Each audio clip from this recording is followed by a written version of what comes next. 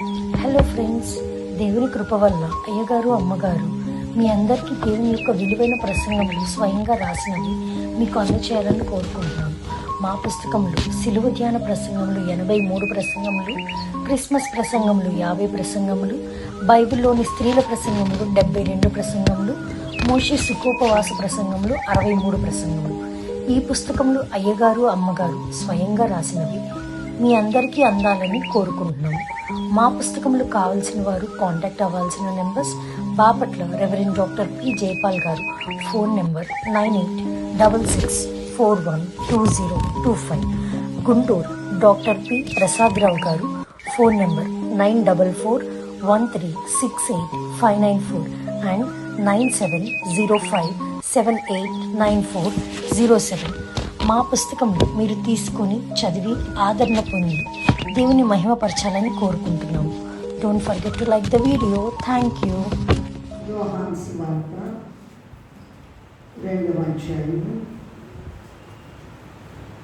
3 నుండి 5 వరకు చదువుతున్నాం. ద్రాక్షారసం అయిపోయినప్పుడు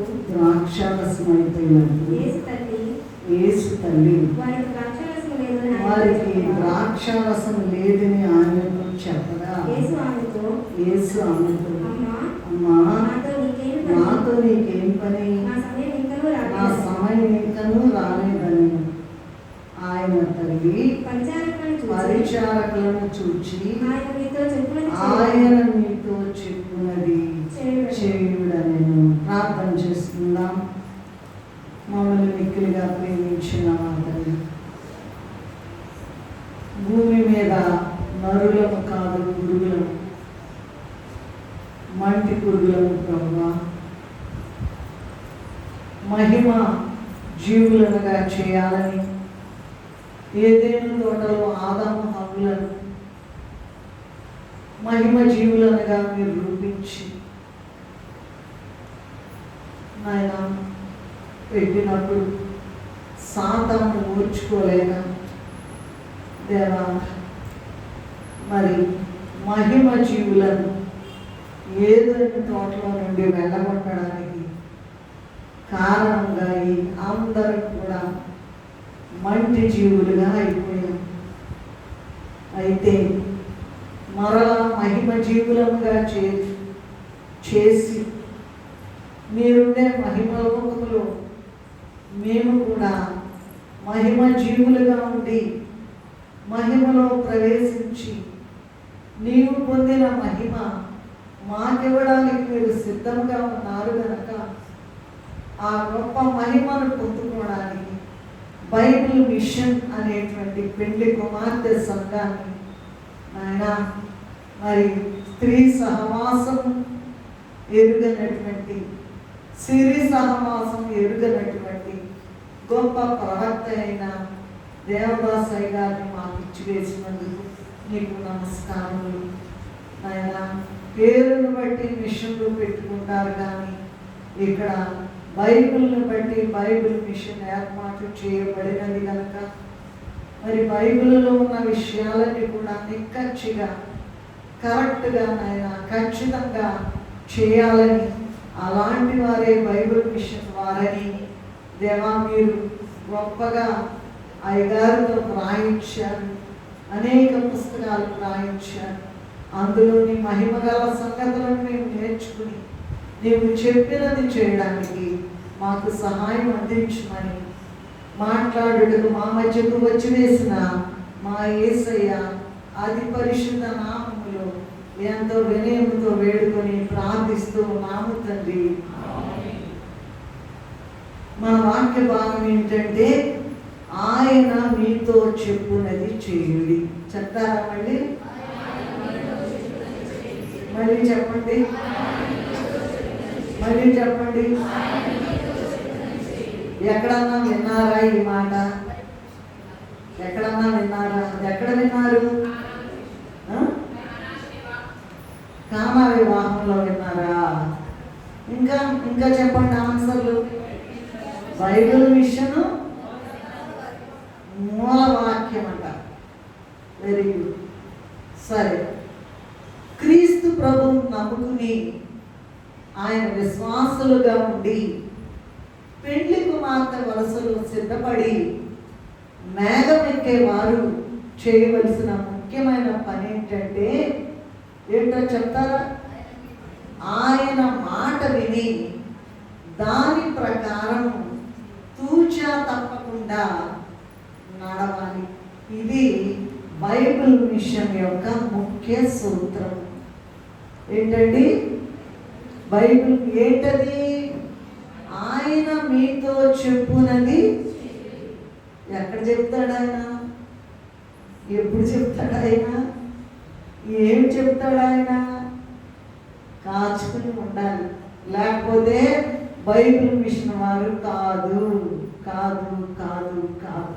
మీరు ఎన్నన్నా చెప్పండి, ఎన్ని ప్రకటనలన్నా చేయండి, ఎంత తెలివిగల వాళ్ళైనా అనుకోండి, ఎంత గొప్పవాళ్ళైనా అనుకోండి, బైబిల్ మిషన్ యొక్క ముఖ్య సూత్రము ఆయన మీతో చెప్పునది చేయండి. ఫలాని వాళ్ళు చెప్పింది చేయండి అనలేదు, ఫలానా ఆమె చెప్పింది చేయండి అనలేదు. ఆయన మీతో చెప్పునది చేయుడి అనేటువంటి మాట. ఆది కాండం నుండి నేటి వరకు కూడా ప్రభువు తన గ్రంథం ద్వారాను ప్రవక్తల ద్వారాను సేవకుల ద్వారాను అనేక విషయాలు చెప్పారండి. అనేక విషయాలు చెప్పారు. వాటిని విన్నవారు బాగుపడ్డారు, వినని వారు చెడిపోయారు. కీర్తనల గ్రంథము, దావీదు మహారాజు రాసిన కీర్తనల గ్రంథము 81వ అధ్యాయం తీస్తారా? 81వ అధ్యాయము 8వ వచనము చదువుకుందాం. నా ప్రజలారా, నేను నీకు సంగతి తెలియజేయుదును. అయ్యో ఇశ్రాయేలు, నీవు నా మాట వినిన ఎడల, అయ్యో ఇశ్రాయేలు, నీవు నా మాట వినిన ఎడల ఎంత మేలు. వింటున్నారా? అయ్యో ఇశ్రాయేలు. ఎవరో ఇశ్రాయేలు అంటే పాతకాలం నాడు ఇశ్రాయేలీలు కాదండి. ఈనాడు ఆ ఇశ్రాయేలు అనేటువంటి వాళ్ళు ప్రభువుని గుర్తించకుండా, ప్రభువుకి ఎదురు తిరిగి, ప్రభువుని అవమానపరిచి, గుర్తింపు లేకుండా ఆయన్ని సిలువ వేసి కొట్టి చంపారు. అందువలన అన్యులమైనటువంటి మనకు ఆయన రక్షణ భాగ్యం ఇచ్చి మనకు కూడా ఇశ్రాయేల్ అనే పేరు పెట్టారండి. సో మనము కూడా ఇశ్రాయేలీలమే. కనుక ఇక్కడ ఏమని చెప్తున్నారంటే 81:8 కీర్తనల గ్రంథము, అయ్యో ఇశ్రాయేలు, నీవు నా మాట వినిన ఎడల ఎంత మేలు. యెషయా గ్రంథము 1వ అధ్యాయము, యెషయా గ్రంథము 1వ అధ్యాయము 19వ వచనం చదువుకున్నామా? నీకు సంబంధించి నా మాట వినిన ఎడల మీరు భూమి యొక్క మంచి పదార్థములను అనుభవించు.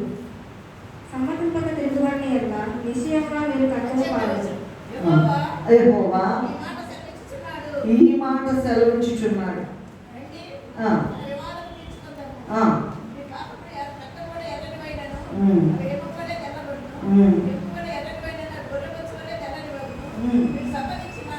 మీరు సమ్మతించిన మాట వినిన ఎడల భూమి యొక్క మంచి పదార్థములను అనుభవింతురు అని చెప్తా ఉన్నారు.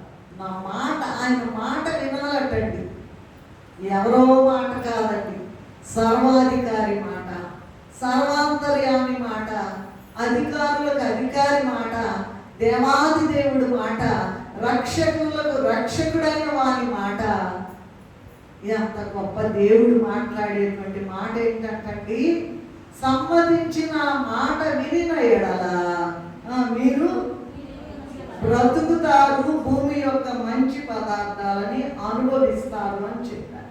ఎక్కడైనా విన్నారా ఈ మాట? ఇందాక చెప్పారు కదా, విన్నారని చెప్పారు. రైట్. మరి ఆయన మాట వినకపోతే ఎట్లాగండి?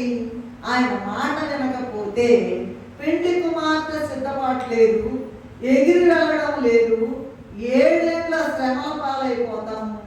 ఆ ఎవరైతే ఆయన మాట విని గొప్ప మేలు పొందే కొంతమంది ఉన్నారు బైబిల్ గ్రంథంలో, వాళ్ళని చూసి నేర్చుకోవాలి. మాట వినండి, మాట ఇదిగో వింటున్నారా అనేటువంటి మాట. ఆలకించుడి, పరమగీతంలో ఉందండి, అది తీనకల్లా. ఇదిగో ఆలకించుడి, నా ప్రియుని స్వరము వినబడుతూ ఉన్నది. ఏంటా స్వరము? నేను వచ్చుచున్నాను, నేను వచ్చుచున్నాను, నేను వచ్చి ఉన్నాను, నేను వచ్చుచున్నాను, నేను ఇదిగో ప్రభువా త్వరగా రమ్ము అనేటువంటి మాట. ఆయన మీతో చెప్పునది చేయుడి అనేటువంటి మాట. మరి కొంతమంది అట బుద్ధి కలిగిన వాళ్ళట, ఆశీర్వాదం పొందే వాళ్ళట, మహిమలోకి వెళ్ళే వాళ్ళట చాలా కష్టమైనా, ఇబ్బంది అయినా, ఇరుకైనా, వ్యాధైనా, బాధైనా, మరణమైనా సరే చేసి తీరారంట. ఏం చేసి తీరారంట చెప్పండి? ఆయన మాట విన్నారు. ఎక్కడ ఉంది మాట వినడానికి? ఎక్కడ కనబడుతుంది? అన్నిటిలో. ఎక్కడికన్నా కోటానికి వెళ్ళండి, యేసయ్యని నమ్ముకోండి, యేసయ్య వచ్చేస్తున్నాడు. వినండి, మాట వినండి, వినండి, స్వరము వినండి, స్వరము వినండి, వినండి, వినండి. ఎప్పుడు వస్తారో తెలియదు. వస్తానని చెప్పిన తండ్రి రాకమానున్నా, వస్తానన్న యేసు రాకమాంతాడా? గ్యారంటీగా వస్తాడు. మన కొరకే, నా కొరకే, నీ కొరకే. ఇంకా మానుకోలేదని, ఏం మానుకోలేదని? పాపం మానుకోలేదని, దుర్మార్గత మానుకోలేదని, అబద్ధాలు మానుకోలేదని, మరి అపహాస్యం మానుకోలేదని, దుష్టత్వం మానుకోలేదని, సిద్ధపాటు లేదని ఆయనట ఆలస్యం చేస్తూ ఉన్నాడు. నా కొరకు, నీ కొరకు మాత్రమే ఆలస్యం చేస్తూ ఉన్నారు. మరి బైబిల్ గ్రంథంలో అనేక మంది ఉన్నారు. ఆయన మాట వినిన ఎడల ఎంత మేలో తెలుసా? భూలోకములో మనకు దొరికేది ఒక పైసా కూడా లేదండి. అయితే పరలోకంలో కోటాను కోట్ల రూపాయలు, మిలియన్ల రూపాయలు, బిలియన్ల రూపాయలు, ట్రిలియన్ల రూపాయలు, ఇంకా ఇంకా వెళ్తే లెక్కలు వచ్చిన వాళ్ళు ఇంకా గొప్పగా చెప్తారు. కానీ మన మాట వినలేదు కనుక బుద్ధి రావడానికి ఈ దినం కూడా దేవుడు మనతో మాట్లాడుతూ ఉన్నారు. ఏం మాట్లాడుతున్నారండి? ఆయన మీతో చెప్పునది చేయుడి. ఏం చెప్తారండి? ఆ అనుభవంలోకి రావాలి. ప్రభువా నాకు కనపడము, నాతో మాట్లాడుము.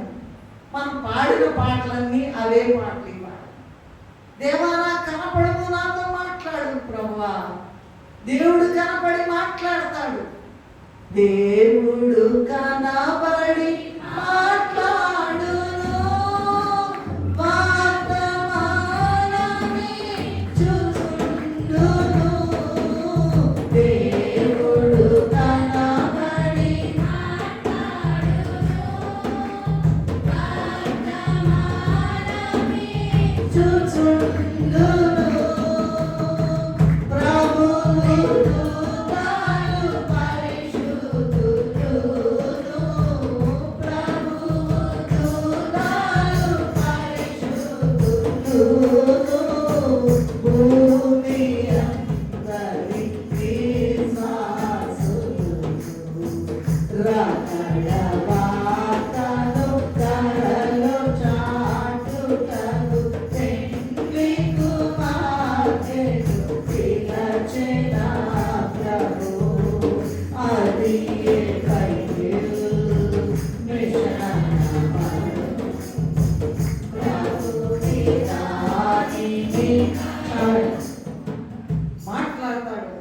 మాట్లాడే దేవుడండి, జీవము గల దేవుడండి, అద్భుతకరుడండి, ఆశ్చర్యకారాలు చేసేవాడండి, ఏ రోగమైనా తీసేసేవాడండి, ఏ జబ్బులైనా తీసేసేవాడండి, ఏ చిక్కునైనా తీసేసేవాడండి, ఏ ఇబ్బంది అయినా తీసేసేవాడండి. ఇంకా చెప్పుకుంటూ పోతే మరణాన్ని కూడా కొట్టివేసే దేవుడు మనకున్నటువంటి దేవుడు. ఆ దేవుడట చివరి వరకు పోరాడుతూ ఉన్నాడు. ఎందుకంటే వెళ్ళినట్లయితే ప్రకటన గ్రంథంలో అక్కడ పురుగు చావదు, అక్కడ అగ్ని ఆరదు, పురుగు చావదు.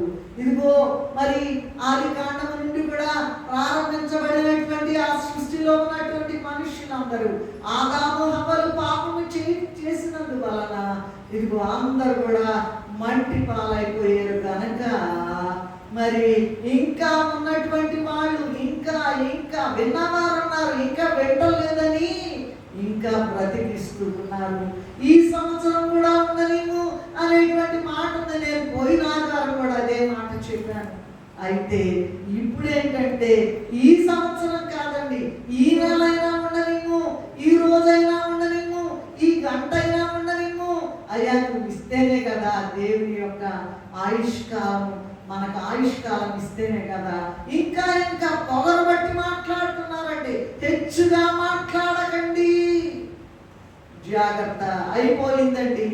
ఇప్పుడు ఇంతకుముందు అంటే పెద్ద వయసు అయినాక 60 ఏళ్ళు అయినాక 70 ఏళ్ళు అయినాక చచ్చిపోతున్నారు. ఇప్పుడు 30 ఏళ్ళకే చచ్చిపోతున్నారు, 40 ఏళ్ళకే అలా చచ్చిపోకుండా గొప్ప ఆశీర్వాదం పొంది ప్రభుతో ఉండి ప్రభుతో కలిసి బ్రతికి మహిమ జీవులంగా మారి ఇదిగో మనలో పాపం లేకుండా నిరూపించబడి రాకడలో వచ్చేటువంటి యేసయ్యను కలుసుకుని మహిమలో ఆయనతో కూడా ఎగిరి వెళ్ళడానికి ఇదిగో ఈ దినము మనకి గొప్ప మాట సెలవిస్తూ ఉన్నారండి. మరి మొట్టమొదటి 7 మాత్రమే చెప్తాను. మొట్టమొదటి ఏంటంటే అంత బాగా తెలిసిన వాక్యమేనండి, మీరు చెప్పేదే ఉండండి అనుకోవచ్చండి. అయితే అందులో మర్మమైనటువంటి విషయాలు మనం తెలుసుకోకపోతే ఎంత ఇబ్బందో తెలుసా. ఇప్పుడు మామూలుగా ఇంతకుముందు వచ్చే వాళ్ళకు ఉన్నటువంటి శ్రమలు కాదండి. సాతాను రెడీగా కాచుకుని ఎవరిని పెరుగుతున్నా అని వెదకొచ్చు తిరుగుతున్నాడు. నువ్వు పట్టుబడతావేమో, నేను పట్టుబడతానేమో. రాకడ మేకను ఎక్కనివ్వడండి వాడు, ఎక్కనివ్వడు. ఎట్లా పట్టా దించాలి. ప్రార్థన చేయని వాళ్ళ దగ్గరికి రాదది, పాటలు పాడే వాళ్ళ దగ్గరికి రాదది, సాక్ష్యాలు చెప్పే వాళ్ళ దగ్గరికి రాదది. ఎవరైతే లెక్కజమ లేకుండా బ్రతుకుతున్నారో ఈ లోకంలో, పై పైన మనుషుల మెప్పు కోరి ఎవరైతే బ్రతుకుతున్నారో అలాంటి వాళ్ళందరినీ కూడా మళ్ళా లైన్లోకి తీసుకురావడానికి ప్రభు ఈ దినము ఈ మాట మనతో మాట్లాడుతూ ఉన్నారు. హెబ్రీ పత్రిక 11వ అధ్యాయము 8వ వచనం చూసుకుందాం. హెబ్రీ పత్రిక 11:8 చదువుతారా? విశ్వాసమును బట్టి ఆ పిలుపునకు లోబడి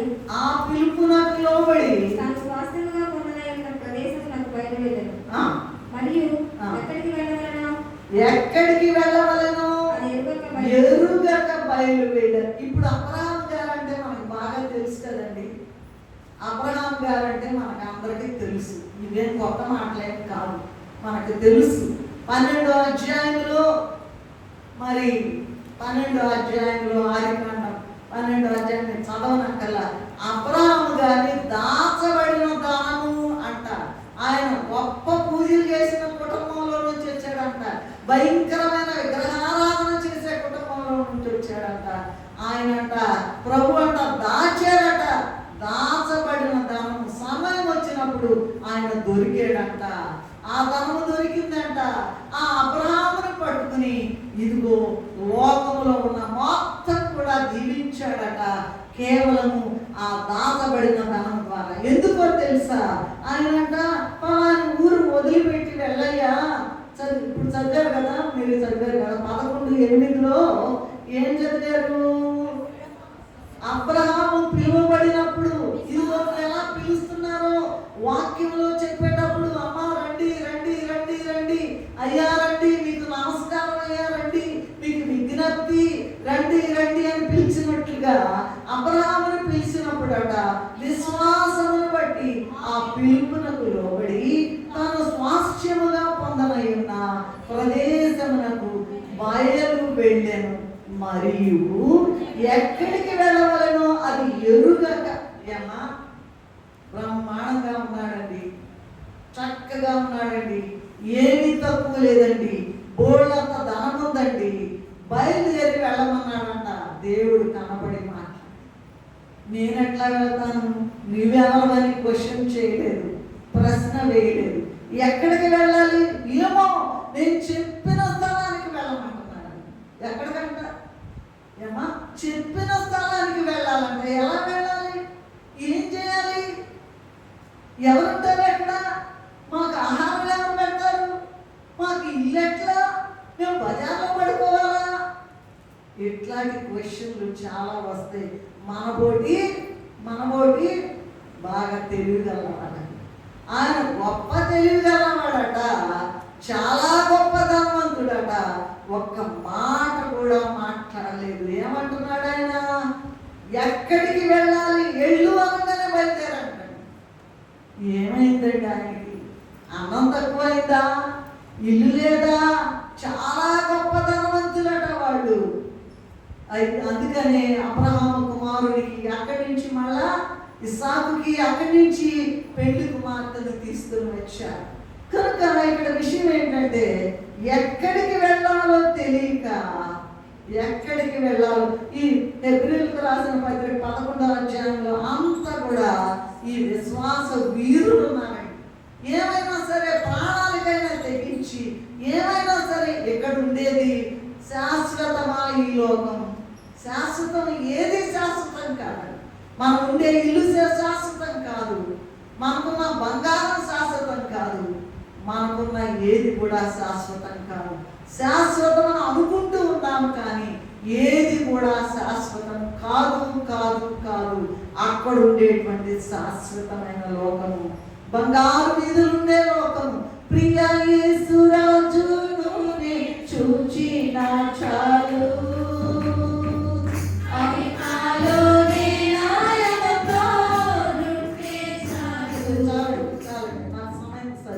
అబ్రహాము పిలువబడినప్పుడు ఆ పిలువకు లోబడి తాను స్వాస్థ్యముగా పొందమైన ప్రదేశమునకు ఎక్కడికి వెళ్ళాలో తెలియక, ఎరుగక బయలు వెళ్ళను అని ఉంది. సరే, అట్లా ఉంచు. ఆయన భార్య సంగతి ఒక మాట మాట్లాడదాం. ఇక్కడ 11:11 చూడండి, ఆయన భార్య ఏం చేసిందంట? విశ్వాసమును బట్టి శారాయు వాగ్దానం చేసిన వాడు నమ్మదగిన వాడని ఎంచుకోలేను కనుక వయస్సు గతించినదైనను గర్భము ధరించుటకు. ఇక్కడ ఒక గొప్ప మాట ఉన్నదండి. స్త్రీలకి 35 ఏళ్ళు 40 ఏళ్ళు మ్యాక్సిమం, లేకపోతే 50 ఏళ్ళకి స్త్రీ ధర్మం నిలిచిపోతుంది. ఆ కాలంలో శారమ్మ గారికి, అబ్రహాము గారి భార్య శారమ్మ గారికి 90 సంవత్సరాలట. మరి అబ్రహాము గారికి 3 సంవత్సరాలట. మరి ఆయనకి చెప్పారు కదా వెళ్దామంటే, నేను రానలేదు ఆమె. ఏమని చెప్పిందంటారా చెప్పండి? వాగ్దానం చేసిన వాడు నమ్మదగిన వాడు అని ఎంచి, ఈయనేమో 100 సంవత్సరాలు, ఈమె 90 సంవత్సరాలు ఇస్సాకుని వారి కుమారుని అసలు ఎట్లాగండి? ఎట్లా కుదురుతుంది? ఏ డాక్టర్కి కుదురుతుంది? ఎంత గొప్ప ప్రపంచ ప్రఖ్యాతిగాంచిన డాక్టర్ పుట్టిస్తాడా పిల్లల్ని? లేదండి. 90 సంవత్సరాలు, 90 సంవత్సరాలు. ఈయనకేమో 100 సంవత్సరాలు. నమ్మండి నమ్మండి నమ్మండి, దేవుడు అంత నమ్మదగిన. నమ్మితి నయ్యా యేసయ్యా నీ పాదములే నమ్మి. నేను ఇంకా దూరం వెళ్తే నాకు సమయం సరిపోదు కనుక ఈయన కూడా ఆమె భర్త చెప్పినట్లుగా పేతురు పత్రికలో ఉంటుంది. ఇప్పుడు నేను ఆ రెఫరెన్స్లో మీకు చెప్పను.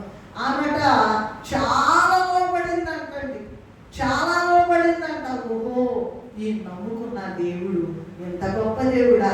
అసలు పిల్లలు లేరు, నేను నిన్ను గొప్పగా చేస్తాను, నిన్ను ఆశీర్వదిస్తాను, భూమి యొక్క సకల వంశంలో నీ ఎంత ఆశీర్వదించబడని చెబితే ఏది ఒక నలుసన్నా లేదు.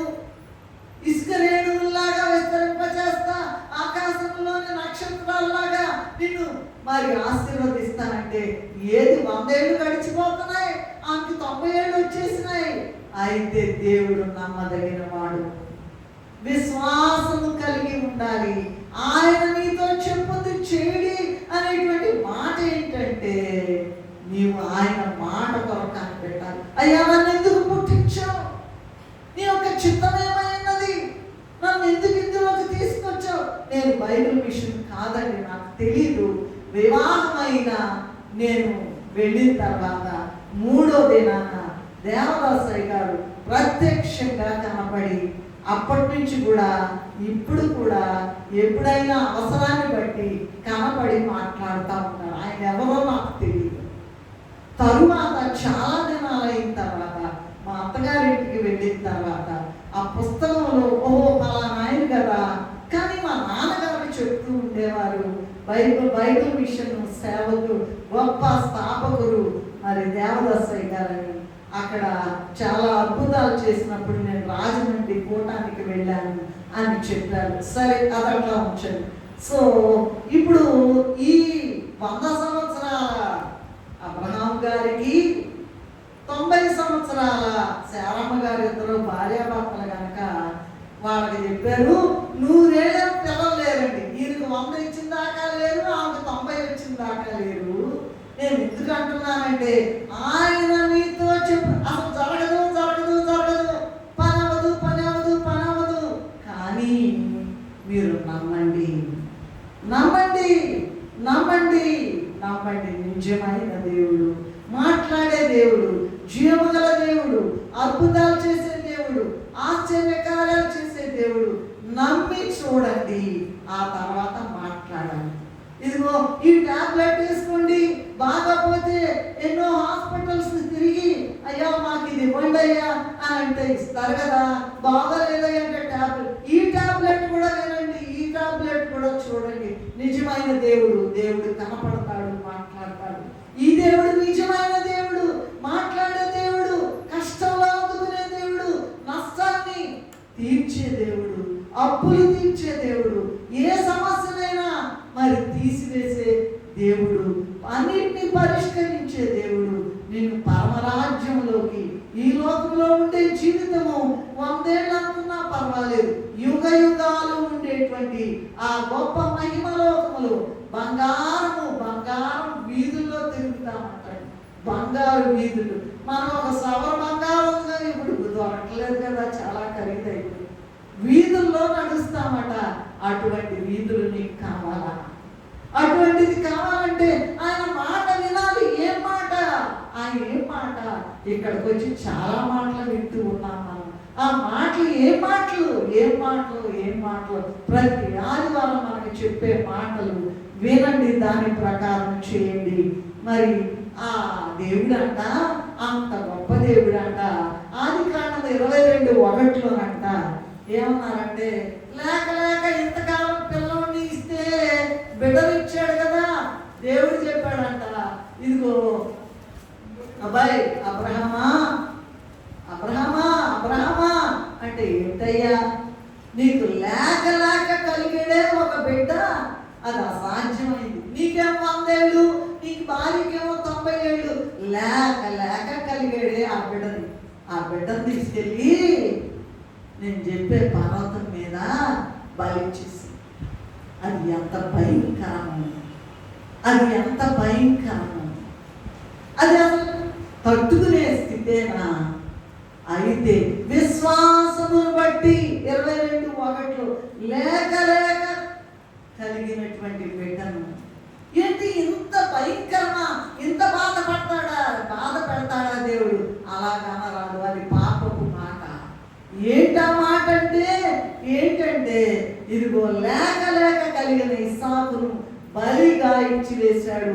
ఎంత కష్టమైనా దేవుని మాట విన్నాడు గనక ఈ లోకంలో ఒకరికి ఒకరు స్నేహితులుగా ఉంటారు కానీ దేవుడు ఎవరికి స్నేహితులుగా ఉండడు.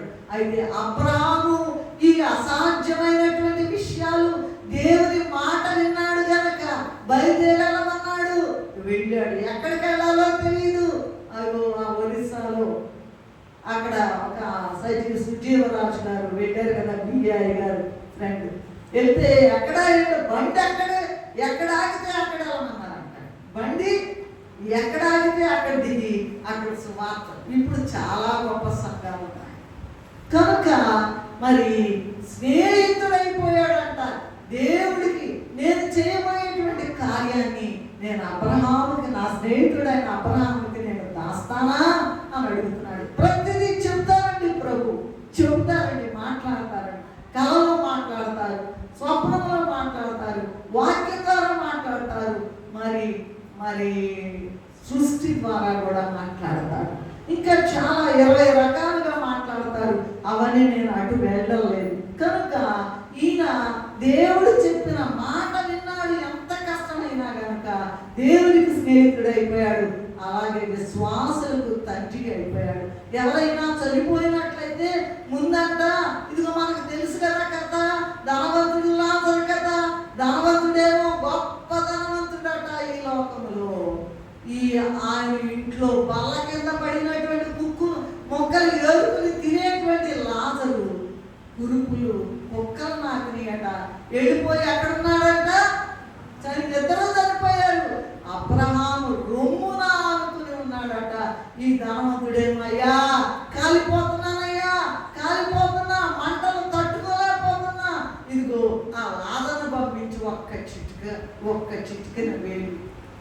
చిటికెన వేలు అయ్యా నీకు మాకు ఒకసారి ఆత్మ శరీరం నుండి వేరుపడిన తర్వాత మళ్ళీ కుదరదు. జాగ్రత్తగా వినండి. సో అబ్రహాము గారు దేవుడు చెప్పిన మాట విన్నాడు. రెండవది చూసినట్లయితే మొదటి రాజుల గ్రంథము 17వ అధ్యాయము 13-14 వచనాలు చదువుకుందాం. మొదటి రాజులు భయపడవద్దు, పోయి నీవు చెప్పినట్లు చేయాలంట. ఎవరు చెప్తున్నారు ఇక్కడ? ఏమ్మా ఎవరు చెప్తున్నారు చెప్పండి? ఏలియా గారు చెప్తూ ఉన్నారు. అంతేనా? అప్పుడు ఏలియా ఆమెతో ఇట్లా నేను భయపడవాకు, భయంకరమైన కరువు ఇచ్చింది ఆహాబు రాజు. మరి దేవునికి ఇష్టంగా లేనటువంటి వ్యతిరేకమైన పనులు చేశాడు కనుక కరువు వచ్చేసింది. ఇంకా మనుషులు బతకడం కష్టంగా ఉంది కనుక మరి దేవుడు చెప్పాడంట, నువ్వు వెళ్ళు సారిపోతు విధవరాల దగ్గరికి. అంతా కూడా కరువు వచ్చేసిందండి. వర్షం పడలేక కరువు వచ్చేసింది. అప్పుడట ఈమె మరి పొలాలు ఏరుకోబోతుందంటండి. పొలాలు ఏరుకుంటే అప్పుడు ఆ కథ చదవండి. మరి ఎట్లాగా అంటే చివరిగా నేను నా కుమారుడు ఉన్నాడు కదా, ఇద్దరము చెరొక రొట్టె చేసుకుని అప్పం అని ఉంటుందండి, చేసుకుని తింటామని పొలాలు ఏరుకోవడానికి వచ్చిందంట. అప్పుడు దేవుడు చెప్పాడంట, నువ్వు వెళ్ళి మాట వింటామంటే ఇదేనండి. దేవుడు ఏం చెప్తాడు? ఎట్లా చెప్తారండి? నువ్వు ప్రార్థన చేస్తే, దేవా నాకు కనపడము, నాతో మాట్లాడము, నన్ను నాకు చూపించుము, నిన్ను నాకు చూపించుము, అంతేగాని పగలబట్టిన మాటలు మాట్లాడాలి. నువ్వెవరో చూపించు. సాధు సుందర్ సింగ్ గారి సంగతి చెప్పాను కదా నీకు. ఎవరు నిజమైన దేవుడు ఎవరు అంటే ఎన్ని పూజలు చేసినా కుదరలేదట. అయితే ఒకరోజు దేవా ఎవరైనా నిజమైన దేవుడు ఎవరో కనపడలేక రైలు కింద పడి చేస్తానన్నాడంట సాధు సుందర్ సింగ్ గారు. రైలు వెళ్తుంది, వెంటనే వచ్చేసింది, టైం అయిపోయింది, ఇక రెడీగా పట్టాల దగ్గరికి వెళ్ళబోతున్నాడంట. దేవుడు ఆయన యొక్క రూమ్ అంతా కూడా వెలుగుతో నిండిపోయి ఇదిగో కనపడ్డాడంట. అదేంటి నువ్వంటే నాకు చాలా చాలా అసహ్యము, నాకు ఇష్టం లేదు, నేను బైబిల్ కూడా చించేశాను, నేను అసలు ఎవరు చెప్పిన మాట వినలేదు అంటే, నువ్వు నిజమైన దేవుడు ఎవరుంటే వాళ్ళని కనపడమన్నా కదా, నేను నిన్ను పిలవలేదయ్యా అన్నాడంట. మళ్ళీ నేనేనయ్యా అంటే వెంటనే వెంటనే కాదండి, అసలు నమ్మలేదండి, నమ్మలేదు చూసుకో అంటే అప్పటి నుండి కూడా సాధు సుందర్ సింగ్ గారి హృదయంలోకి వెళ్ళిపోయి ఏం చెప్తే అది చేశాడంట. నీవు కూడా కనపడి మాట్లాడే దేవుణ్ణి ఆయన్ని అడిగినట్లయితే నీకున్న సమస్య, నీకున్న ఇరుకు, నీకున్న ఇబ్బంది, నీకున్న వ్యాధి, నీకున్న బాధ, నీకున్న చిక్కు, అది ఏదైనా సరే ఎక్సెట్రా దేవుడు అన్ని తీసివేస్తాడు. కనుక ఈ మంట పొలం ఎక్కోవడానికి వచ్చిందంట. లాస్ట్ స్టేజ్ ఇక no other go for except death. ఇంకేమి లేదండి. ఆయన ఈ ఏలియా గారంట దేవుడు పంపించాడంట. వెళ్ళి నువ్వు ఆమె కలవంటే, అమ్మా నేను నీకు చెప్పినట్టు ముందు చెయ్యమ్మా. అప్పుడు అన్నారు కదండి 17-13 మొదటి రాజులు, నీవు భయపడవద్దు, పోయి నీవు చెప్పినట్లు చేయము, అందులో నాకు ఒక చిన్న అప్పం మొదట చేసి నా యొద్దకు తీసుకుని రమ్ము. తరువాత నీకును నీ బిడ్డకును అప్పములు చేసుకుని భూమి మీద వర్షము కురిపించు వరకు ఆ తొట్టిలో ఉన్న పిండి తక్కువ కాదు, బుడ్డిలో ఉన్న నూనె అయిపోదని ఇశ్రాయేలీయుల దేవుడైన యెహోవా సెలవిచ్చి ఉన్నాడు. అంతటా ఆమె వెళ్ళి ఏలియా చెప్పిన మాట చొప్పున చేయగా అతడును ఆమె ఇంటి వారును అనేక దినములు భోజనము చేయించు వచ్చింది. కనుక ఆమె చెప్పిన మాట ఏలియా దేవుని ప్రవక్త అయినటువంటి ఆ ఏలియా గారు చెప్పిన మాటని చేసింది కనుక ఆమె గుడ్డిలో నూనె తక్కువ అవ్వలేదట, తొట్టిలో పిండి. ఈ మాటలు దైవజనులు చెప్పే మాటలు ఎంతమంది నమ్మగలుగుతున్నారండి? దేవుడు కనబడతాడా, మాట్లాడతాడా, చెప్పే మాట కరెక్టేనా, ఏమన్నా జరిగినాయా? జరిగిన వాళ్ళు చేతులు ఎత్తండి కాస్త. దేవుడు కనపడతాడు, మాట్లాడతాడు, దేవుడు చేస్తాడు, చెప్పిన మాట ఆయన ఖచ్చితంగా నెరవేరుస్తాడు అనేటువంటి మాట. మరి అనేకులు చనిపోయారంట. ఈ దైవజనుడైన ప్రవక్త అయిన మరి ఏలియా గారు చెప్పిన మాట ఇదిగో దేవుడు ఈ ద్వారా మాట్లాడాడు ఆమెతోటి, ఆ సారెపతి విధవరాలతో. ఆమె కుటుంబము అందరూ అనేక మంది చనిపోయినా కూడా ఆ కుటుంబం బ్రతిక. నీవు కూడా బ్రతకాలంటే దేవుడు చెప్పిన మాట వినాలి, దైవజనుడు చెప్పిన మాట వినాలి. అయితే ఎలా ఉందంటే ఇప్పుడు పరిస్థితి, దైవజనులు అంటే ఎవరికి లెక్క లేదట. ఏముందిలే, బైబిల్ పట్టుకొని వస్తారు, ఇంకేమంటారు, డబ్బుల కోసం వస్తారు, పని పాట లేదు వీళ్ళకి అనుకుంటారండి. అది పొరపాటు మాట. అయితే నేను అది కంప్లీట్గా యాక్సెప్ట్ చేయను. కొంతమంది ఉంటారు, అది కాదండి. నిజమైన వాళ్ళు ఏదైనా నువ్వు ప్రార్థన చేసిన దేవుడు కనపడి మాట్లాడి చెప్తాడండి. కనుక ఈ సారెపతి విధవరాలు దేవుని సేవకుడు, దేవుని ప్రవక్త చెప్పిన మాట విని గొప్ప మాట. అందుకే ఆయన మీతో చెప్పునది ఊరికనే ఈ చెవిలో విని ఈ చెవిలో నుంచి వదిలేయబాను. మూడవది చూసినట్లు అన్నీ తెలిసి కూడా తెలిసి తప్పు చేశామని చాలా విషయాలు ఉన్నాయంట. అయ్యగారు అంతా తెలుసుకుని అనుకుంటారంట, పప్పులో కాలేస్తారంట. అంతా తెలుసు, నాకు తెలుసు అనుకుంటారు. ఏమీ తెలియకుండానే ఏమి తెలుసు నీకు? నీ ప్రతి అడుగు కూడా, నీ ప్రతి ఆలోచన కూడా, ప్రతి దాంట్లో భయం పుట్టిస్తాడు దేవుడు. నువ్వు చేసే తప్పు కదా, ఎందుకు ఇలాగా చేస్తున్నావని. అయితే నువ్వు లెక్క చేయట్లా, దేవుడు చెప్పిన మాట వింటల్లా, దైవజనులు చెప్పే మాట వింటలేదు. అందుకని దేవుడి దినం మనకి ఈ వాక్యాన్ని అందజేశారు. మూడవది చూసినట్లయితే నోవహు గారి విషయము, ఆదికాండము 6వ అధ్యాయం 22వ వచనం చదువుకుందాం. 6:22. నోవహు అట్లు చేసెను, దేవుడు అతనికి ఆజ్ఞాపించిన ప్రకారము యావత్తు చేసెను. ఏంటంటండి, జలప్రళయం వచ్చేసింది. 40 దినాలు దేవుడు చేసిన సృష్టి అంతా కూడా తుడిచిపెట్టుకుపోయిందండి. తుడిచిపెట్టుకుపోవడం ఒక్కడు కూడా మిగలలేదండి. పురుగు కూడా మిగల, జంతు కూడా మిగల, పక్షి కూడా మిగల. దేవుడు చెప్పినటువంటి ఈ 8 మంది కుటుంబం మాత్రమే. ఇప్పుడు బాగానే ఉంటామండి మన భక్తి లేదంటే ఎవరన్నా ఊరుకుంటారండి, కర్రలు తీసుకుని కొడతారు. ఎవరు ఊరుకుంటారండి? ఎందుకన్నా మమ్మల్ని అంటారండి. అట్లా కాదండి, దేవుడు చెప్పిన మాటల్లో గొప్ప సత్యం ఉన్నది, గొప్ప జీవం ఉన్నది. ఆ మాట నిన్ను వదలకుండా పట్టుకుంటుంది. అమ్మా, నిన్ను తీసుకెళ్ళి నాతో పాటు నా సింహాసనం మీద కూర్చోబెడతానని మరి ప్రకటన గ్రంథం 3:20-21లో ఉన్నది. సరే, ఈ నోవహు గారు ఇదిగో భయంకరంగా ఆ సొదొమ గొమొర్రాల పాపము భయంకరమైపోవడం వలన ఇదిగో అబ్బాయి లాభం లేదు, కానీ నువ్వు ఒక ఓడను సిద్ధం చేసుకోమన్నారట.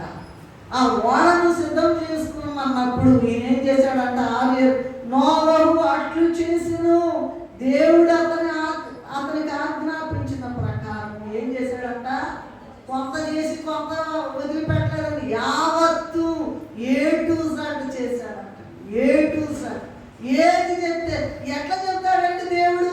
దేవుడు నిజమైన దేవుడు, దేవుడు మాట్లాడే దేవుడు, నీ తల్లి కన్నా తండ్రి కన్నా ఎక్కువైన దేవుడు, వారి కన్నా నిన్ను ఎక్కువగా ప్రేమించే దేవుడు, నిన్ను కన్నా దేవుడు, నీకు రక్తమిచ్చి రక్తం కాచి నిన్ను బ్రతికించిన దేవుడు, ఎన్నోసార్లు మాడా నుంచి కాపాడిన దేవుడు ఇప్పుడు మాట్లాడుతున్నాడు.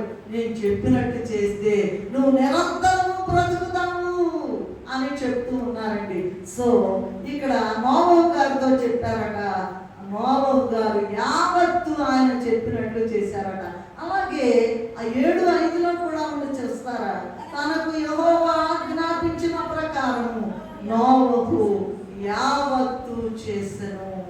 కనుక దేవుడు చెప్పిన ప్రకారం చేసి ఇంటి వారి కొరకు ఒక ఓడ నిర్మాణం చేసినందువలన దేవుడు చెప్పాడు మొత్తం మునిగిపోబోతుంది.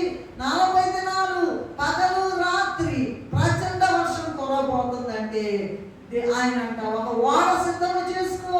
ఆ ఓడ వర్షం వచ్చే ముందు ఇంకా పైకి ఇంకా పైకి ఇంకా ఆరారాత కొండ దాకా వెళ్ళిపోయింది. కనుక ఈ ఓడను నిర్మాణం చేసినందువలన సమస్త మానవాళి నశించినా కూడా వారు మాత్రమే, నోవహు కుటుంబం మాత్రమే కాపాడబడ్డారు. మనము కూడా దేవుడు చెప్పినది యావత్తు చేసి, మనకి అగ్ని ప్రళయం రాబోతోంది, అది జల ప్రళయం. దేవుడంట నిబంధన చేసుకున్నాడంట, ఇంకా నేను జల ప్రళయం రానియను, నాశనం చేయను.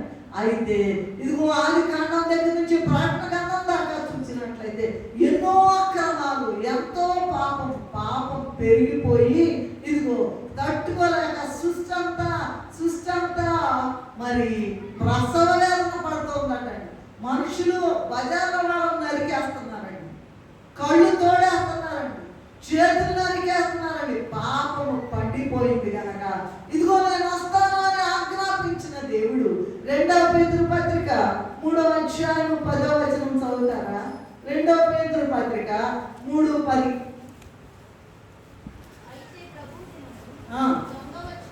దొంగ వచ్చినట్లు వచ్చును, ఆ దినమున ఆకాశములు మహాధ్వనితో గతించిపోను, పంచభూతములు నిపుణమైన వేంద్రముతో లయమైపోను, భూమియు దాని మీద ఉన్న వృక్షములను కాలిపోను.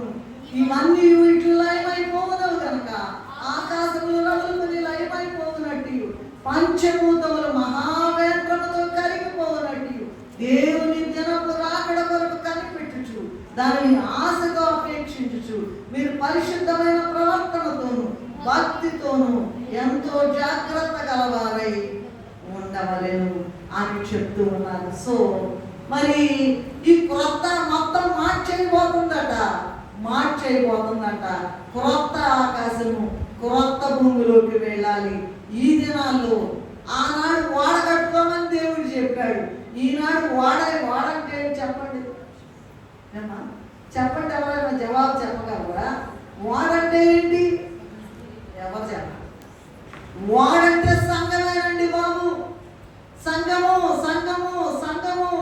ఈ వాడంటే సంఘాన్ని భద్రంగా కాపాడుకోవాలట. నీకున్న కుటుంబం అంతటిని కూడా ఈ ఓడలోనికి చేర్చుకోవాలట. అప్పుడు దేవుడు ఆ ఓడలో ఉన్న వాళ్ళందరినీ కాపాడినాడు. కేవలం ఒక్క కుటుంబమే నిన్ను కూడా కాపాడతాడు. నిన్ను అగ్ని ప్రాణంలోకి రాకుండా, నశించిపోకుండా, మాడిపోకుండా కాపాడతాడు.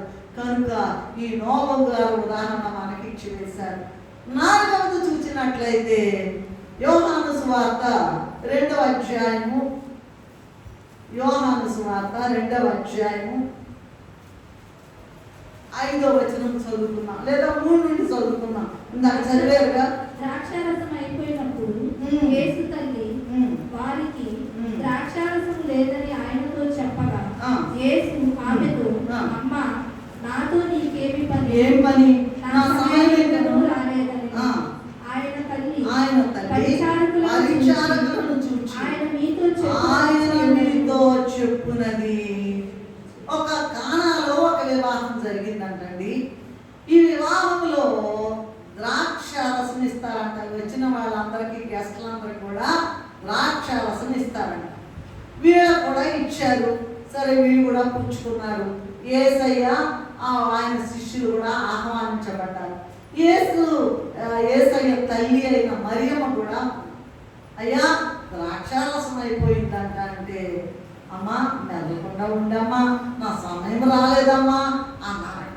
అప్పుడు వచ్చినోళ్ళు అక్కడంట పెద్ద రాతి బాణలు, 6 రాతి బాణలు ఉన్నాయండి. బాణలు ఉంటేను నిండా అయిపోయిందంట అయ్యా ద్రాక్షారసం అంటేను.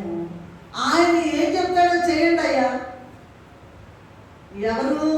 యేసయ్య ఏం చెబుతాడో అది చేయమన్నారంట. రాతి బాణలు 6 రాతి బాణలు వెళ్ళి ప్రభు చెప్పారంట, ఆ రాతి బాణలన్నింటినీ కూడా నీళ్లతో నింపుతాం. అదేంటి ఎగతాళిగా ఉంది కదా, ఇప్పుడు దాకా మధురమైనటువంటి ద్రాక్షారసం తాగాం కదా, నీళ్ళు ఇస్తే ఎట్లాగా అన్నారంటండి. ఏమని చెప్పారు? ఆయన మీతో చెప్పునది చేయుడు. అప్పుడు సంగతి కాదండి, ఇప్పుడు కూడా దేవుడు మాట్లాడేటువంటి దేవుడు ఇప్పుడు కూడా మాట్లాడుతున్నాడండి. ఈ రాతి బాణల్ని నీళ్లతో నింపినప్పుడట అది మధురమైనటువంటి ద్రాక్షారసం అయిపోయిందంట. మనము కూడా బైబిల్ మిషన్ ముఖ్య సూత్రమైన ఈ మాటను అనుసరించి మన జీవితాలు కూడా, మనము నమ్ముకుంటే మన జీవితాలు కూడా మధురమైపోతాయి. అదిరిపోయారంటండి. ఆ విందు ప్రధానట ఇదేంటండి, జబ్బు రసం పోస్తారు, ముందేమో మేలైంది పోస్తారు, చిక్కగా ఉన్నది పోస్తారు, ఇప్పుడు ఏంటి ఏమన్నా నీళ్ళు కలిపారా? చూడండి అయ్యా, ఇంతకుముందు మొట్టమొదటి ఇచ్చిన ద్రాక్ష రసం కన్నా ఎట్లా ఉందంట? మధురాతి మధురంగా ఉందంట. నీ జీవితం కూడా మధురంగా ఉండాలంటే, ఎందుకంటే ఈ రోగాలు, ఎందుకంటే ఈ చిక్కులు, ఎందుకంటే ఈ శ్రమలు, ఇవన్నీ ఏంటంటే నన్ను నిన్ను కూడా మనం ఉన్నటువంటి ఆ భయంకరమైన పాపము నుండి విడుదల చేసి మనము కూడా మహిమ రూపం పొందడానికి, పరిశుద్ధ రూపం పొందడానికి దేవుడు మరి ఇటువంటి కనపడి మాట్లాడేటువంటి ట్రైనింగ్ మనకి ప్రతిదినము ప్రతి బిడ్డ కూడా, దేవా నాకు కనపడము, అందరితో కనపడము, నాతో మాట్లాడము, అందరికీ కనపడము, అందరితో మాట్లాడు, అందరూ కూడా ప్రేమిస్తున్నాడు. అందరినీ కూడా ఒకళ్ళని లేదు, కులమని లేదు, మతమని లేదు, ఉద్యోగం తక్కువని లేదు, చదువుకున్న వాళ్ళని లేదు, చదువుకోని వాళ్ళని లేదు, మొత్తానికి కూడా దేవుడు చెప్తున్నాడు, రండి ప్రయాసపడి భారం మోసుకొనుచున్న సమస్తమైన వారలారా నా యొద్దకు రండి, విశ్రాంతి నా కాడి సులువుగా ఉంది, తేలిగ్గా దాటిస్తా. అది ఎంత సమస్య అయినా, చివరికి మరణమైనా సరే నేను దాటిస్తా. మరణము తప్పించిన యెహోవా వశమని వ్రాయబడి ఉన్నదండి. ఇక నేను అటు వెళ్ళాలా కనుక ఇదిగో ఇక్కడ కానా వివాహంలో కూడా ఆయన మీతో చెప్పునది చేయండి అని చెప్పారు. 5వది చూసినట్లయితే సమాజ మందిరపు అధికారులు ఉన్నారంటే ఇక్కడ ఆయన పేరు యాయీరంట. లూకాసు వార్త 8వ అధ్యాయము 41, 42 వచనాలు చదువుకుందామా? 8వ అధ్యాయము 41, 42 వచనాలు చదువుకుందాం. అంతటా సమాజ మందిరపు అధికారులైన యాయీరులో కూడా వచ్చి యేసు పాదముల మీద పడి ఇంచుమించు తన 12 ఏళ్ల ఈడు గల తన ఒక్కదే కుమార్తె చావ సిద్ధంగా ఉన్నది కనుక తన ఇంటికి రమ్మని ఆయనను బతిమాలుకొని వెళ్ళుచుండగా జన సమూహములు ఆయన మీద పడుచుండేవి. వినండి వినండి వినండి ఆయన చెప్పే మాట ఇది. ఏమో నా సంగతి ఏంటో, నేను వెళ్ళిపోవాల్సి ఉందేమో, నీవు వెళ్ళిపోవాల్సి అవుతుందేమో, ఇంకెవరైనా తెలియదండి, మనకు తెలియదండి. తెలుపుము నా అంతము నాకు, తెలుపుము నా ఆయువు ఎంత, తెలుపుము ఎంత అల్పుడమో అని మాట్లాడుతున్నాడు దావీదు మహారాజు. కనుక చూడండి, మరి ఆయనంట ఇక రెడీ టు డై, ఇక చనిపోవడానికి సిద్ధంగా ఉందట. అయితే మరి ఈ లోపల ఏం జరిగిందంటే రక్తస్రావ రోగి వచ్చేసిందంట. ఆమె చాలా తిప్పబడి అనేక హాస్పిటల్స్ తిరిగి బోళ్ళంత డబ్బులు ఖర్చు పెట్టి ఇక లాభం లేదు, ఇక ఇంటికి తగ్గదు. రక్తస్రావం 12 సంవత్సరాల నుంచి ఇబ్బంది పడుతూ ఉందట. ఇక లాభం లేదంటే అప్పుడు వెళ్ళమ్మా యేసు ప్రభు దగ్గరికి వెళ్ళమంటే భయపడుతూ వెళ్ళిందట. ఆమె వస్త్రపు చెంగు ముట్టుకుంది. ఆమె యొక్క రక్తధార వెంటనే నిలిచిపోయిందండి. అప్పుడు ఈ లోపల ఈ యాయీరు కుమార్తె వాళ్ళ నౌకరంట, వాళ్ళ ఇంట్లో పనిచేసే ఆయన అంట వచ్చి, అయ్యా బోధకుడిని యేసు ప్రభువుని ఇబ్బంది పెట్టమాకండి, నీ కుమార్తె చనిపోయింది అని చెప్పేశారు. లేట్ అయిపోయింది కదా, అందుకని నీ కుమార్తె చనిపోయింది, బోధకుడిని ఇబ్బంది పెట్టద్దు అని చెప్తే వెంటనే యేసయ్య చెప్పాడంట, భయపడవద్దు, నమ్మిక మాత్రం ఉంచుమని యాయీరుతో చెప్పాను. యాయీరు ప్రభు మాట విన్నాడు కనుక, ప్రభువును విడిచిపెట్టకుండా ఉన్నాడు కనుక, అయ్యా నువ్వు వస్తే కానీ చనిపోయినా బతికిస్తావయ్యా అని ఇదిగో విడిచిపెట్టకుండా ఉన్నాడంట. తన కుమార్తె బ్రతికిందట. బైబిల్లో ఉన్నది. నీవు కూడా ప్రభువును విడిచిపెట్టకుండా గట్టిగా పట్టుకున్నట్లయితే దేవునిలో చనిపోయి లోకంలో జీవిస్తున్నటువంటి నీ భర్త బ్రతుకుతున్నారండి, దేవుళ్ళో లేరు, లోకంలో బ్రతుకుతున్నారు. పిల్లలు కూడా అంతేనండి, చాలా భక్తిగా ఉంటారు తల్లిదండ్రులు, వాళ్ళు బజార్లో వెళ్తా ఉంటారు, వాళ్ళ ఇష్టం ఏంటి, తర్వాత ఒక దినం వస్తుంది కనుక ఇదిగో నీవు ప్రభువు చెప్పినట్టు చేసినట్లయితే ఎంత చెడిపోయినా సరే దేవుడు ఏం చేస్తాడంట, మళ్ళా నీ దగ్గరికి నీ కుమారుడును, నీ కుమార్తెను, నీ భర్తను, నీ భార్యను దేవుడు బాగు చేసి తీసుకుని వస్తాడు. కనుక ఈ 5వది యాయీరు చేసినటువంటి అది ఆయన కుమార్తెను బ్రతికించుకున్నాడు. 6వది చూసినట్లయితే ఆయన శిష్యుల విషయం ఒక రాశాడు. లూకాసు వార్త 5:5 చదువుకుందాం. లూకాసు వార్త 5వ అధ్యాయం 5వ వచనం చదువుకుందాం. ఏలినవాడా రాత్రంతయు మేము ప్రయాసపడితే కానీ మాకేమీ దొరకలేదు, ఆయనను నీ మాట చూపున వలలు వేద్దామని చెప్పారు. వీళ్ళు బాగా ఎక్స్పర్ట్లు అంటారు. చాలా కాలం నుండి చేపలు పడుతున్నారట. పెద్ద చేపలు పట్టే వాళ్ళంటే పెద్ద వాళ్ళు అంటండి, అంటే బాగా ఎక్స్పర్ట్స్ అంట. అప్పుడు మొట్టమొదటిసారి ప్రభు పరిచయం అయినప్పుడు ప్రభు అంట ఈ పేతురు, యాకోబు, యోహానులకు మొట్టమొదట పరిచయం అయినప్పుడు వాళ్ళంట రాత్రంతా కష్టపడ్డారంట. ఒక్క చేప కూడా పడలేదు. ఒక్క చేప కూడా పడకపోతేను వెంటనే ప్రభు అంట వాళ్ళ మధ్యకి వచ్చి, అయ్యా కుడివైపు 40 నుండి చూడండి, రాత్రంతా వేసామయ్యా, ఒక్కడు కూడా పడలేదయ్యా.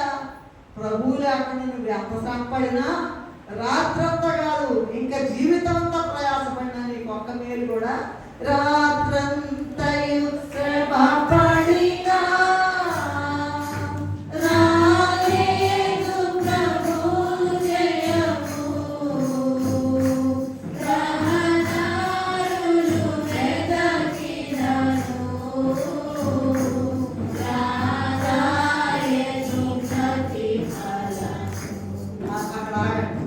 మరి అలాగా రాత్రంతా అంటే ఏంటి, జీవితం అంతా అటు పోయాం ఇటు పోయాం, ఆ డాక్టర్ దగ్గరికి పోయాం, ఈ మందులు వాడాం, అవి వాడాం, ఈ అప్పులు ఎలా తీరుతాయి, ఈ శ్రమ ఎట్ట పోద్ది, ఈ రోగం ఎట్ట తగ్గుద్ది, ఆ మాట విన్న పిల్లలు ఎట్లా వింటారు, మాట ఎట్లా, ఈ చిక్కులు ఎట్లా పోతాయి అనుకునేటువంటి వారలాగా రాత్రంతా జీవితం అంతా శ్రమ పడినా కూడా జరగని పని ప్రభు దగ్గరికి వస్తే జరుగుతుంది. మరి వాళ్ళంట ఏం మాట్లాడలేదంట, బాగా ఎక్స్పర్ట్లు అంట. ఇదిగో కుడివైపున వల వేయండి అయ్యా అన్నారంట. అంటే అయ్యా రాత్రంతా చేశాను, ఒక చేప కూడా పడలేదు, నీ మాట విన్నాను, ఏం మాట్లాడకుండా వెళ్ళి కుడివైపున వల వేస్తే వల కానీ వల పిగలలేదు.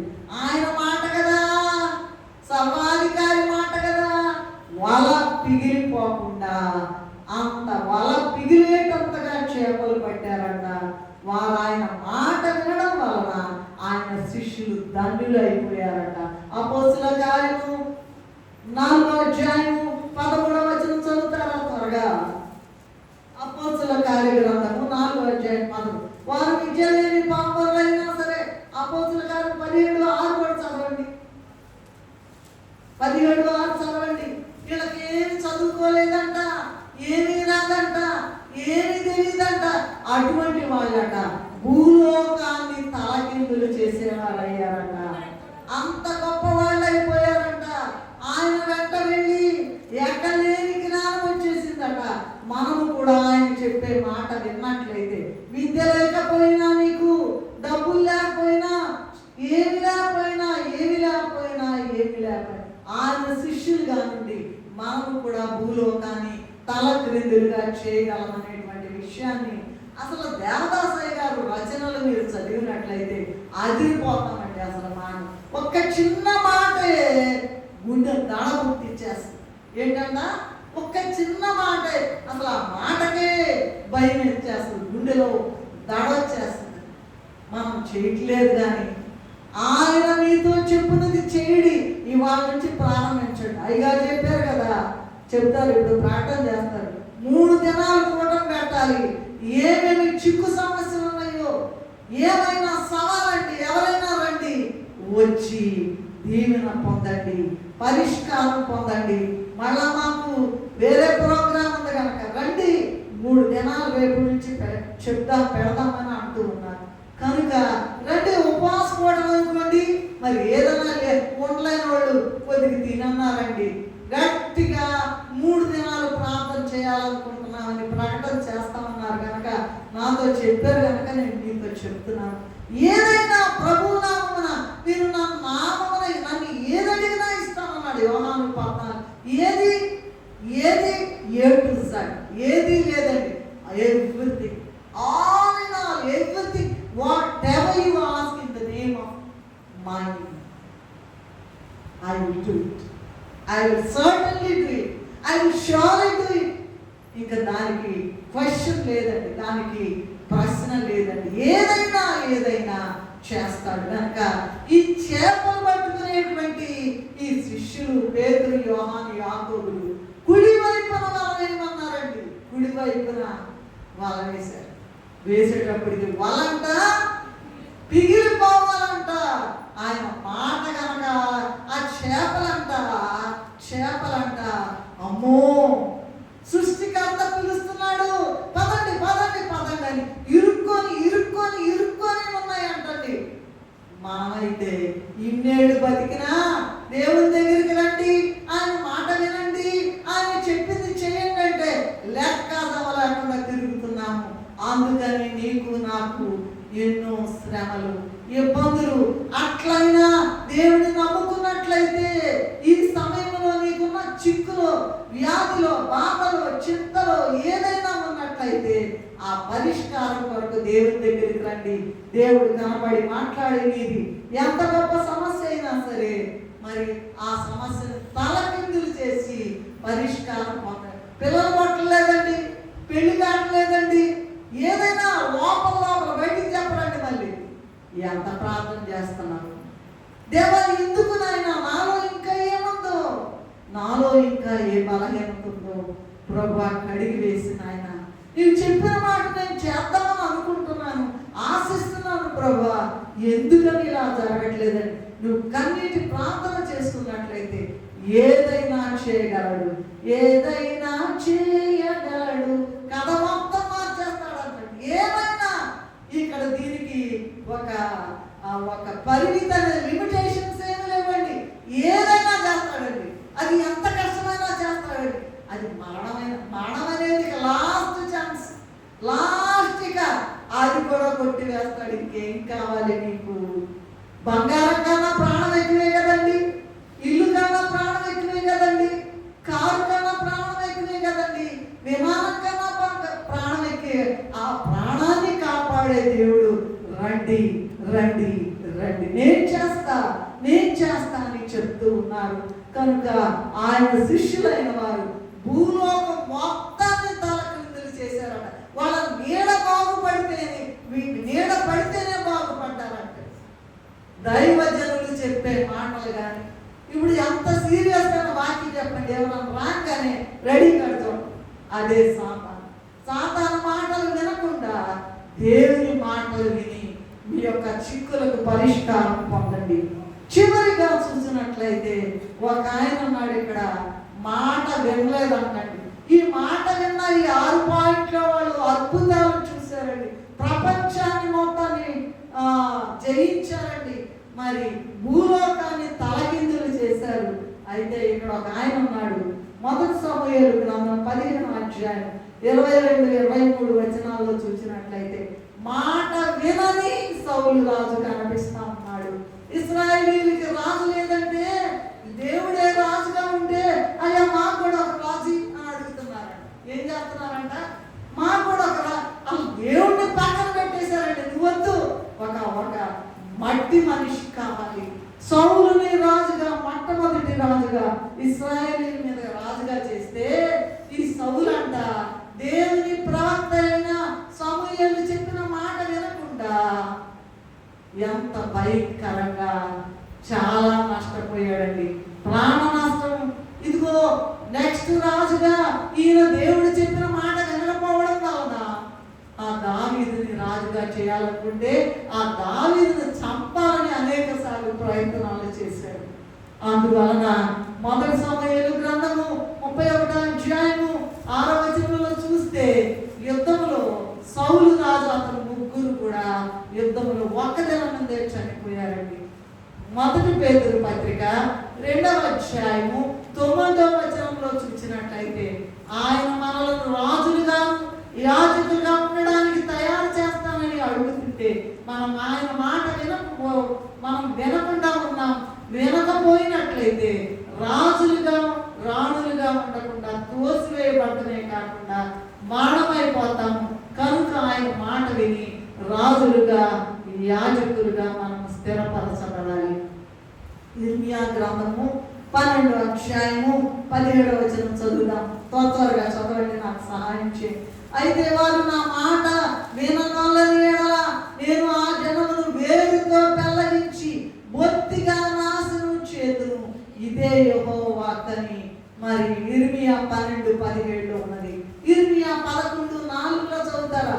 మీరు నా వాక్యమును విని నేను మీకు ఆజ్ఞాపించిన విధులన్నింటినీ అనుసరించిన ఎడల మీరు నా జనులైందురు, నేను మీకు దేవుడునైందును అని చెప్తూ ఉన్నారు. అలాగే ఇర్మియా 25వ అధ్యాయం 26వ వచనంలోను 35వ అధ్యాయం 14 వచనాల్లో చూసినట్లయితే పెందలకడ నా సేవకులైన వారిని పంపినప్పుడు మీరు వారి మాట వినలేదని ప్రభువు చెప్తూ ఉన్నారు.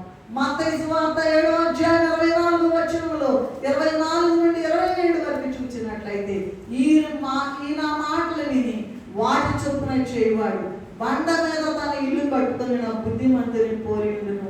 ఈ మాట వినకపోతే ఇసుక మీద తన ఇల్లు కట్టుకుని నా బుద్ధిహీనుని పోలిండును అని చాలా భయంకరమైన విషయాలు రాశారు. నేను ఒక్క ఉదాహరణ చెప్పి నేను ముగించేస్తాను. మరి దైవజనులైన టైటస్ అయ్యగారు తండ్రి గారు మొట్టమొదట మరి బిఏ అయ్యగారితో పాటు మరి బైబిల్ మిషన్లో మొత్తం 5 ప్రార్థనా పరులు ఉండేవారు. 5 ప్రార్థనా పరులు మిషన్ మొత్తంలో టైటస్ అయ్యగారు వాళ్ళ నాన్నగారు ఉన్నారు. ఆయన 40 సంవత్సరాలు లేదా దగ్గర 50 సంవత్సరాలు బైబిల్ మిషన్లో సేవ చేశారండి. ఈ చిన్న ఉదాహరణ చెప్పి నేను ముగించేస్తాను, సమయం అయిపోయింది. ఆయన సేవ చేశారు. చేస్తే ఇప్పుడు కూడా మన కూడా ప్రమీలమ్మ గారు టైటస్ అయ్యగారు అనేది చెప్పారని మా వాళ్ళు ఎవరో చెప్పారు. ఎవరైనా టైటస్ అయ్యగారు అని ఎవరైనా ఉన్నారంటే ఎవరు లేరండి, మా మామయ్య గారే. సరే, అది అట్లా ఉంచి ఆయన చనిపోవడానికి కొద్ది దినాల ముందు, కొన్ని నెలల లేదా రోజుల ముందు కావూరు సంఘం ఆయన చూసేవారు. బైబిల్ మిషన్ పరిమాణాల కోటం కూడా కావూరులో పెట్టించారండి. అంత సమర్థుడు ఆయన. సో కావూరు చూసుకుని చూచుకునేవారు, ఎలవరు సంఘం కూడా చూచుకునేవారు. సరే, ఈ 2 సంఘాలు చూచుకుంటూ ఉంటే చాలా గొప్పగా దేవుడు కనపడి మొట్టమొదట ఆయన భార్యనే వెళ్ళామంటే గుడికి కాళ్ళు ఎరగొట్టానన్నటువంటి మనిషి దేవుడు అంట కనపడి మాట్లాడి, నేను దేవుడిని నా సేవ చేయమని చెప్పారంట. అందువల్ల చివరి దినం వరకు కూడా ఈవెన్ సెల్వరాజయ్య గారు ఎవరిని అలౌ చేయలేదు. ఒక టైటస్ అయ్య గారు వెళ్ళి సంస్కారం ఇవ్వాలి, నెలకొకనాడు గుంటూరు చర్చిలో మాట్లాడి సంస్కారం ఇవ్వాలి. ఇదంతా ఇది కాదు నేను చెప్పాల్సింది. సరే, మేమున్నాం ఆ సమయంలో చూడడానికని వెళ్ళాం. అయ్యగారికి కొద్దిగా బలహీనతగా ఉందంటేను మరి వెళ్ళాం. ఆ టైంలో వెళ్తేను సరే, ఆ సంఘస్థులైన వారు వచ్చారు, ఎలవరు సంఘస్థులు వచ్చారు దూరం నుండి. వస్తేను వాళ్ళని చూచి మరి చూచో ఏదో కానీ అయ్యగారు కళ్ళనమాట నీళ్ళు వచ్చాయి, ఏడ్చారు. వాళ్ళు అనుకున్నారంట లోకంలో పండిపోయారు కదండి అన్య కులస్తులు వాళ్ళంతా కూడా. మామూలుగా అంటారు కదా, ఏ సోదరు కులం ఏదో అంటారు కదా, వాళ్ళు అన్నమాట వచ్చి అయ్యగారు మేము బాగాలేదంటే ఇన్ని దినాలు మేము రాలేదని మా మీద దిగులు పుట్టి అయ్యగారు ఏడుస్తున్నారు, ఏడ్చారు అనుకున్నారంట వాళ్ళు. సరే, వాళ్ళు వెళ్ళిపోయారు. వాళ్ళకి కావాల్సిన ఏదో పరిచర్యలు చేశారు, భోజనాలు పెట్టారు, వెళ్ళారు. అమ్మ పర్లేదని మాకు బాగానే ఉంటున్నారు. వాళ్ళు వెళ్ళిన తర్వాత, సంఘస్థులు వెళ్ళిన తర్వాత అయ్యగారిని మేమిద్దరం కూర్చుని అడిగాం, ఎందుకు అయ్యగారు మీరు ఏడ్చారు, వాళ్ళ మీద దిగులు పుట్టిందా, అన్నేళ్ళు సేవ చేశారు కదా అని నీకు బాధ వేసిందా అని అడిగితేనంట అయ్యగారు ఏడవలేదంట. ఏడ్చారంటే చెప్తాను నేను విషయం. ప్రభు అంట ఎప్పుడైతే వీళ్ళు వచ్చారో, ఎవరు సంఘస్థులు ఎప్పుడైతే వచ్చారో వెంటనే చెప్తారండి, ఆకాశం నుండి తెరుచుకుని ప్రభు ఆయన దగ్గరకు వచ్చేసాడు. వచ్చి టైటస్ అయ్య గారిని చూచి ఏడ్చారు. ఎందుకు ఏడ్చారంటే, అయ్యా ఎంత దుర్మార్గులతో 40 ఏళ్ళ బట్టి 50 ఏళ్ళ బట్టి నువ్వు ఎంత కష్టపడ్డావయ్యా. నువ్వు అసలు సువార్తికునికి, దేవుని సేవకునికి, దేవుని ప్రవక్తకి, దేవుని యాజకునికి ఏం చేయాలో వాళ్ళకన్నా తెలుసా? ఇంకా బుద్ధి లేకుండా అట్లా ఉన్నారు. ఎంత కష్టపడ్డావు ఆయన నువ్వు. మేము వెళ్ళినప్పుడు 3 సార్లు చెప్పారు అన్నమాట, ఇదిగో హల్లెలూయా ఆమె నాకు వినబడుతుందయ్యా. నాకు ఈయనంటే చాలా ఇష్టం అయ్యగారంటే. కనుక ఆ విషయం ఏంటంటే, అందరంటే ఇష్టమేననుకోండి, అయితే ఇంకా రాలేదా అనేవారట. ఆ మాట ఎందుకు చెప్తానంటే, అమ్మా వాళ్ళు మారలేదు. 40 సంవత్సరాలు 50 సంవత్సరాలు సువార్త సేవ దేవుని గురించి చెప్పినా కూడా వినలేదు.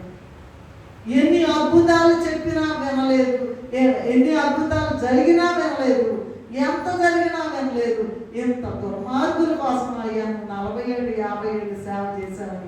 ప్రభు అంట ఏడ్చేటప్పటికి ప్రభు ఏడుస్తుంటే టైటస్ అయ్య గారు కూడా ఏడ్చారు. అదమ్మా విషయం అని మాతో స్వయంగా చెప్పారు.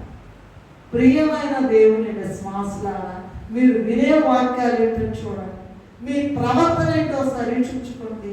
ప్రభు సన్నిధిలో మీరు ఎంత ప్రయాసపడుతున్నారు. దేవుని కొరకు ప్రయాసపడేది అంతా కూడా ఊరికినే పోదు. నా నాన్న గిన్నెడు చన్నీళ్ళు దేవుని పరిచయం చేయండి. పాటలు పాడాలంటే పరిగెత్తుకురండి, సాక్ష్యాలు చెప్పాలంటే రండి. ఎంత గొప్ప మీద జరిగినా చెప్పరో నీవు పనులేని చేయకుండా దేవుని పనులు, నాకు అది కావాలని నీకు ఇది కావాలంటే తేరగా లేదు. పరలోక రాజ్యం దేవదశగా తేరగా ఉందనుకుంటున్నారు పరలోక రాజ్యం. ఆయన నీతో చెప్పునది చేయండి అని దేవుడు ఈ దినం మనకు సెలవిచ్చిన మాట. 40 ఏళ్ళు 50 ఏళ్ళు చేశారట. ఎట్లాంటి దుర్మార్గులతో ఎంత కష్టపడ్డావు ఆయన నువ్వని టైటస్ అయ్య గారిని చూసి దేవుడు అట ఏడిస్తే, ఆ తమ్ముడు కూడా ఉద్యోగం రాలేదండి. ఇప్పుడు పెద్ద ప్రొఫెసర్ ఆయన 1,00,000 పైన వస్తుందంట పెన్షన్ ఇచ్చేది. ఆ రోజు కూడా ఇది వచ్చేసారు, ప్రమోట్ చేశారు సెల్వరాజయ్య గారు రూపం. ఆయన అప్పుడు లేదు సెల్వరాజయ్య గారు. ప్రమోట్ చేశారని కూర్చిద్దామంటున్నారంట. 7 చేశారు. ప్రభు వస్తే పనులన్నీ జరుగుతాయి. మనకు కూడా ఆయన మాట వినాలి. తిన్నా తినకపోయినా, కష్టమైన, నడిచెళ్ళి బస్సులు లేకపోయినా దేవుని సన్నిధిలో ఏడ్చి ఏడ్చి ఏడ్చి ఏడ్చి సంఘం కొరకు ఏడ్చి. కొంతమంది మారారనుకోండి. నేను ఎందుకు ఈ కఠినమైన మాట చెప్తున్నానంటే మనం అలా ఉండకుండా దేవుని వాక్యాన్ని విని దేవుడు ఎట్లా కనపడతాడు, మాట్లాడతాడు. దేవుడు ఏం మాట్లాడతాడు, నా జీవితంలో నన్ను ఎందుకు సృష్టించాడు దేవుడు, నన్ను ఎందుకు పుట్టించాడు, ఆయన కొరకు నేనేం చేయాలి అనే దాని కొరకు ప్రయాసపడి గొప్ప మేలు పొందండి. అట్టి కృప తండ్రి మనకందరికీ అనుగ్రహించును గాక. ప్రేమ కలిగిన మా తండ్రి, దేవా ఏమిచ్చిన రుణం తీర్చుకోగలను నాయన. దిక్కులేని వారం ప్రభా, ఏ మంచి లేదు నాయన, ఏ తెలివి లేదు నాయన, ఏ జ్ఞానము లేదు నాయన. ఏది కావాల్సింది ఏది లేకపోయినా నీవు మాకు ప్రేమిస్తూ ఉన్నావు. ప్రతి ఒక్కరిని ప్రేమించు. జనముని ఇష్ట జనము వచ్చు, తనకు ఇష్టము కాని జనమును దరిగి రానిడని చెప్పావయ్యా. నీ ఏర్పాట్లో ఉన్న బిడ్డలను తీసుకొని వచ్చాను. అందుకు నీకు చేతులెత్తి నమస్కరిస్తూ ఉన్నాను. మా ముందు ఉన్నటువంటి అదిగో కఠినమైనటువంటి ఆ సమస్యల పరిష్కారం కొరకు 3 దినాలు, ఎందుకంటే మేము వాళ్ళు దూర ప్రయాణం చేసి ఇన్వైట్ చేశారు. అక్కడికి వెళ్ళి ఆయన అమలాపురం డిస్ట్రిక్ట్ మొత్తంలో ఉన్నటువంటి ఆ గొప్ప గొప్ప పెద్ద పెద్ద నాయన మరి ఎంప్లాయీస్ అందరికీ, గవర్నమెంట్ ఎంప్లాయీస్ అందరికీ కూడా మరి వాక్యం చెప్పడానికి ఇన్వైట్ చేశారు కనుక దానికి ముందే పెట్టాలని అయ్యగారు చాలా పట్టుదలగా ఉన్నారు. కనుక తండ్రి అందరూ కూడా పరుగులు ఎత్తుకొని వచ్చి ప్రభు వారికి ఉన్న సమస్యలన్నీ ప్రభు పాదముల దగ్గర పెట్టిన గొప్ప పరిష్కారం పొందడానికి అయ్యా నా కనపడి మాట్లాడయ్యా అని అందరూ కూడా కన్నీటి ప్రార్థన చేస్తూ నన్ను నాకు చూపించు, నిన్ను నాకు చూపించు అనేటువంటి గొప్ప ప్రార్థన చేసుకోవడానికి సహాయం అందించి దీవించుమని, ప్రతి బిడ్డను ఆశీర్వదించుమని వచ్చి వేసిన దీవించినకు వచ్చి వేసిన యేసు నామములో నిన్ను వేడుకొని ప్రార్థిస్తూ నామం తండ్రి.